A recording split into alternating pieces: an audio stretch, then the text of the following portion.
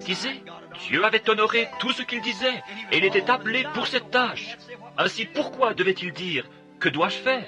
S'il y avait un besoin, il ne tenait qu'à lui de parler à ce sujet. Dieu voulait que Moïse mette ce don de foi qu'il lui avait donné en action. Dieu l'avait confirmé, c'était la vérité.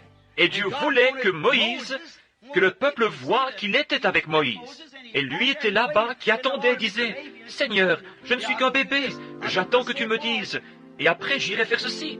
J'ai le ainsi dit le Seigneur. » Frère, est-ce ainsi dit le Seigneur? Oui, oui, frère Moïse, c'est ainsi dit le Seigneur. Oui, d'accord, nous l'avons maintenant, ainsi dit le Seigneur. Et cela arriva, cela ne faillit pas une seule fois, cela ne faillit jamais. Et ici, dans ces circonstances, cela revient de nouveau. Maintenant, il leur a fait commencer le voyage. L'Église est déjà appelée. Ils ont commencé le voyage et ils avancent.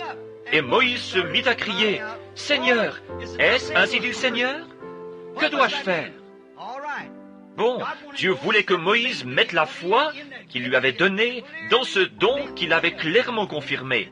Dieu avait prouvé clairement à Moïse et au peuple que c'était bien lui, par la parole et par l'accomplissement des choses annoncées. Cela était clairement identifié. Il n'avait pas besoin de s'inquiéter encore à ce sujet, voyez-vous. Il n'avait plus besoin de penser à cela, parce que c'était déjà tiré au clair. Il avait déjà fait ces choses. Il avait déjà prouvé par des mouches et des poux qu'à sa parole, des choses étaient créées, et que la parole de Dieu était en lui. Ici, il va lui demander ce qu'il faut faire, parce qu'il se trouve confronté à certaines circonstances. Voyez-vous? Oh là là, j'espère que ceci va profondément en nous, et que nous pouvons voir où nous en sommes. Voyez-vous? Cela ne vous fait-il pas vous sentir à peu près grand comme ça, alors que nous pensons à Moïse, et que nous relevons ses fautes, et regardez les nôtres? Il se tenait là, voyez-vous. Il savait que les Écritures disaient que c'était l'heure et le jour où cela devait arriver. Et il savait que Dieu l'avait rencontré dans une colonne de feu. Il alla devant les gens et il accomplit ses miracles. Et tout ce qu'il disait arrivait, même jusqu'à créer des choses, jusqu'à faire ce que Dieu seul pouvait faire, démontrant ainsi que sa voix était la voix de Dieu. Et ici, en face de ces circonstances, alors qu'il conduisait ce peuple vers la terre promise, on le voit debout qui crie « Que dois-je faire ?» C'est un être humain voulant simplement, comme frère Royce Lauder, je crois qu'il est assis là derrière la porte, m'a dit une fois au sujet de quelqu'un qui me faisait quelque chose. Je lui ai dit, eh bien, j'ai fait ceci, et maintenant Il m'a dit, frère Branham, si vous les laissez s'appuyer sur votre épaule aujourd'hui, demain, vous devrez les porter. C'est ainsi que sont les êtres humains. Ils s'appuient sur votre épaule aujourd'hui, et demain, vous devez les porter. C'est ce que Moïse faisait. Dieu dut le porter après l'avoir ordonné et lui avoir prouvé qu'il devait faire cela. Les gens auraient dû dire, Moïse, prononce la parole. Je t'ai vu le faire là-bas. Dieu t'a honoré, et tu es le même aujourd'hui. Amen. Voyez-vous, fais-le. Amen. Il aurait dû savoir cela, mais il ne le savait pas. Bien. C'est maintenant comme c'était alors. Nous découvrons que, il dit donc, Dieu dut en avoir assez. Dieu dut finir par en être excédé. Il dit, pourquoi cries-tu à moi? N'ai-je pas déjà prouvé mon identification? Ne t'ai-je pas dit que je t'envoyais pour faire ce travail? Ne t'ai-je pas dit d'aller faire ceci? N'ai-je pas promis que je ferais ceci, que je serais avec ta bouche, et que je parlerais à travers toi, que je ferais ceci, et que tu accomplirais des signes et des prodiges? N'ai-je pas promis de faire cela?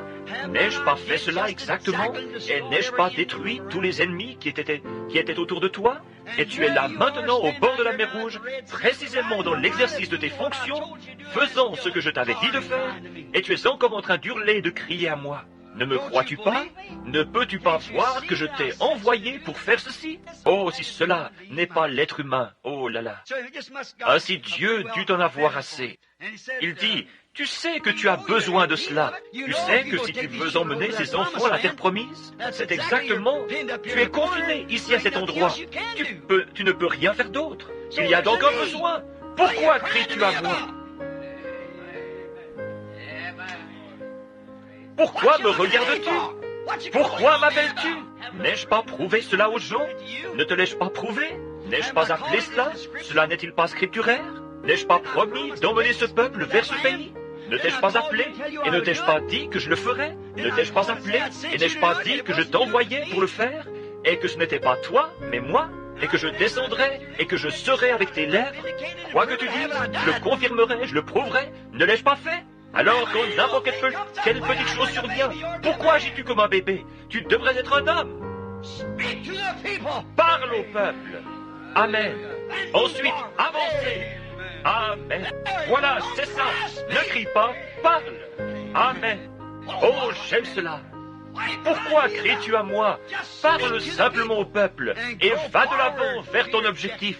Quoi que ce soit la maladie ou autre chose, comme ressusciter les morts ou quoi que ce soit, parle. Je l'ai prouvé. Parle au peuple. Quelle leçon! Quelle leçon! Oh là là! À cette époque du voyage où nous sommes, regardez où nous en sommes maintenant. Oui, monsieur, au 3e pôle, c'est-à-dire traction. Remarquez, nous sommes juste là, à la porte de la venue du Seigneur. Il était loin pour ce travail, et il attendait toujours le « Ainsi dit le Seigneur ». Dieu doit en avoir eu assez. Il dit, ne crie plus, parle, je t'ai envoyé. Oh Dieu, que devrait être cette Église ce matin? La parfaite confirmation de Dieu, avec la colonne de feu, les signes et les prodiges. Tout est comme au temps de Sodome. Il a dit que cela reviendrait. Le monde est dans cette condition. La nation est dans cette condition. Les femmes sont dans cette condition. Les hommes sont dans cette condition. L'Église est dans cette condition. Tout en est là. Les éléments, les signes, les soucoupes volantes et tout ce qu'il y a dans le ciel. Toutes sortes de choses mystérieuses. Le mugissement de la mer, les rats de marée, le cœur des hommes qui défaille, la peur, la perplexité de ce temps, la détresse parmi les nations, l'apostasie de l'Église, et l'apparition de l'homme de péché qui s'élève au-dessus de tout et qui est appelé Dieu, celui qui est assis dans le temple de Dieu, s'exhibant. Oh là là! Et c'est arrivé à cette nation. L'Église s'est organisée et toutes se sont rassemblées comme des prostituées autour de la grande prostituée. Et tout est absolument dans la ligne de la prostitution. La prostitution, c'est dire aux femmes qu'elles peuvent se couper les cheveux, dire aux femmes qu'elles peuvent porter des shorts, dire aux hommes qu'ils peuvent faire ceci et cela, et un prédicateur qui dit « faites ceci » et l'évangile social et toutes ces choses. Ne voyez-vous pas que c'est commettre adultère envers la véritable parole de Dieu? Dieu nous a envoyé sa véritable parole, non dénominationnelle, aucune ficelle ni